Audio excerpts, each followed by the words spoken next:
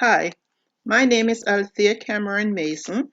I'm a medical professional with over 30 years experience, and I am here today to help you explore the medical field in a very simple, understandable way. My mission today is to encourage you to donate blood at your local facility. Although it has not been in the news lately, the need is still great. You are very important to the medical field. You see, a single donation can provide several life-saving products. Products such as packed RBCs, platelets, frozen plasma, cryo, albumin, and globulins, to name a few. Most individuals think blood is one product, which is the red liquid in our body. But wait a minute, let me explain. Before you start clicking on this video, I promise if you watch it to the end, I will demystify the blood component mystery. So, let me break it down into the different components that the clinical laboratory separates from blood.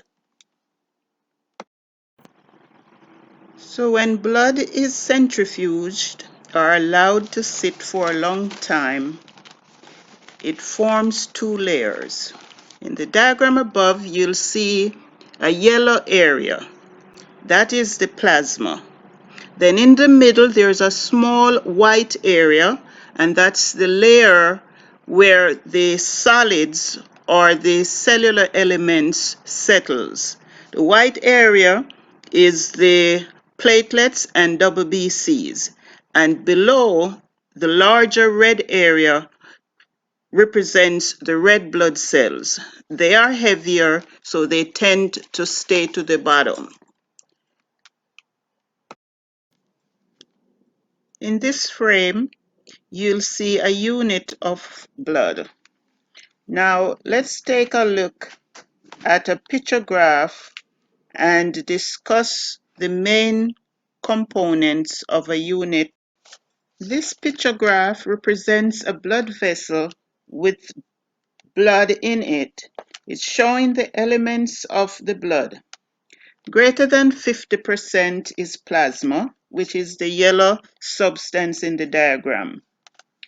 About 40% is RBCs, or red blood cells. 4% WBCs, which are the white, the big elements with the nucleus rather. And less than 1% are platelets. The first component I would like to discuss is red blood cell components.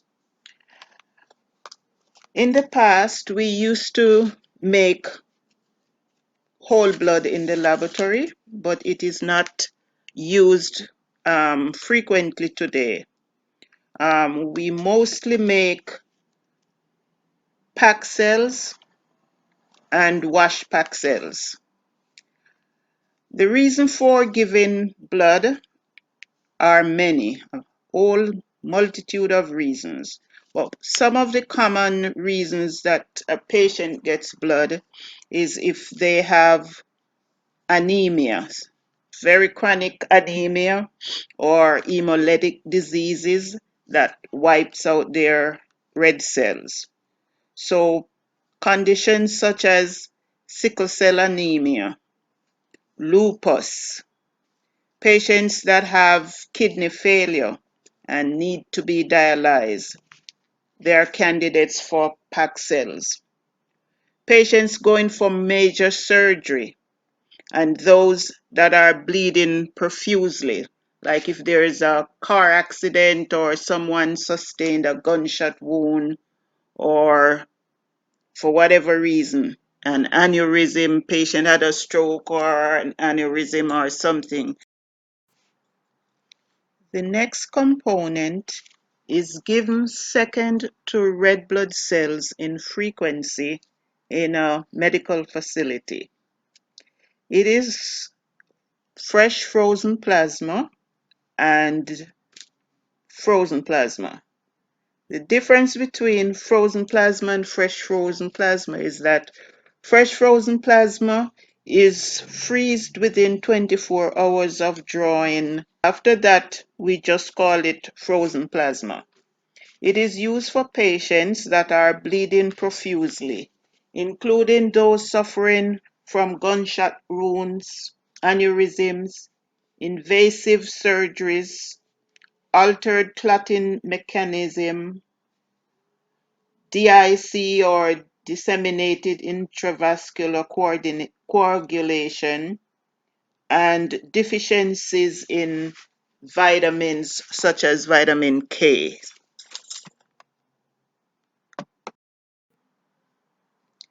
The third type of component that is made from a unit of donated blood is cryoprecipitate, more commonly called cryo in the healthcare setting.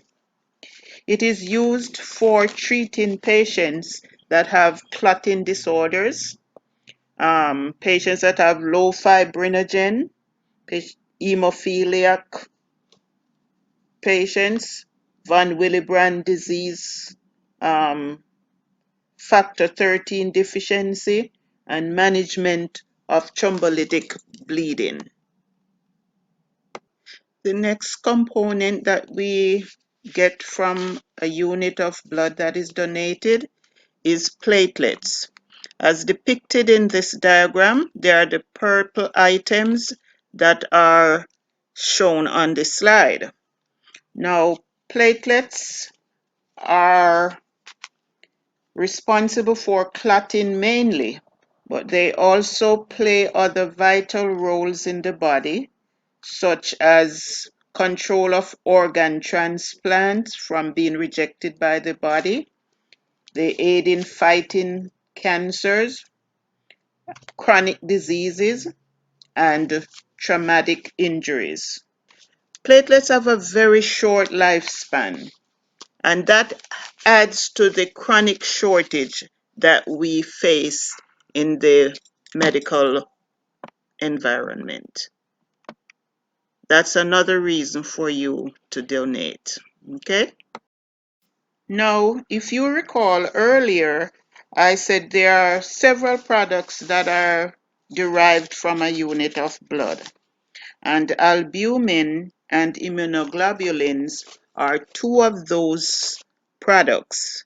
I will not discuss them in detail here because routinely those products are not manufactured in the clinical laboratory. There are specialized laboratories that handles those. But just for information, I touch on them here. Now, since we had the big C, you can probably recall that they have drawn plasma from patients who previously had COVID, and they injected it or transfused it rather into patients that were coming down, and they have seen some benefit in that. Now, that's something that is very new, so I'm sure with more use and investigation, we might learn a lot more from the use of that product. But that isn't really a new thing in the medical field. And there are a lot of products such as immunoglobulins that we use. They are derived from blood also. So that's sufficient just to make you aware of the need, the great need, and the uses we have for your blood. So, with all that I've said already, I am going to take this opportunity to thank you in advance for donating. And those of you who have donated before, thanks a lot. Now, there are certain units of blood that we get that we have to discard them, unfortunately.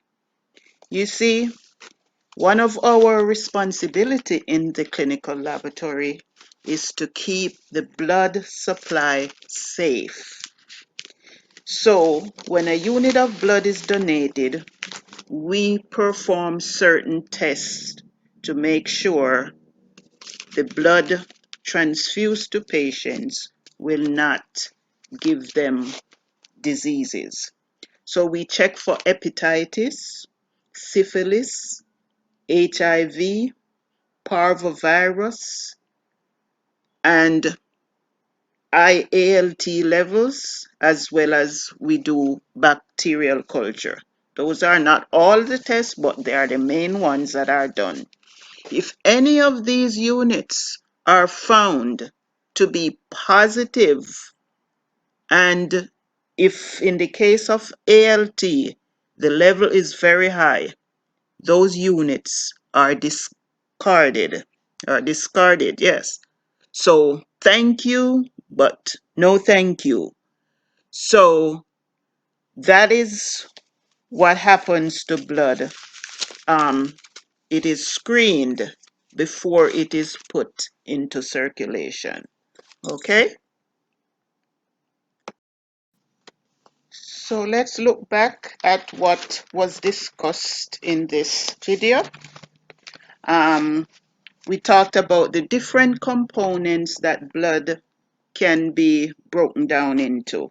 We talked about packed RBCs, thrombocytes or platelets, fresh frozen plasma, cryoprecipitate, albumin, and immunoglobulins. Those are the major components that we use a unit of donated blood for. Thank you for watching the video. Please remember to subscribe to the channel, hit the notification bell that you will be notified of videos when they are released. And also, very important, please remember to check out the video on stroke. All right? And again, thanks for watching. I'll talk to you in the next video. Bye-bye.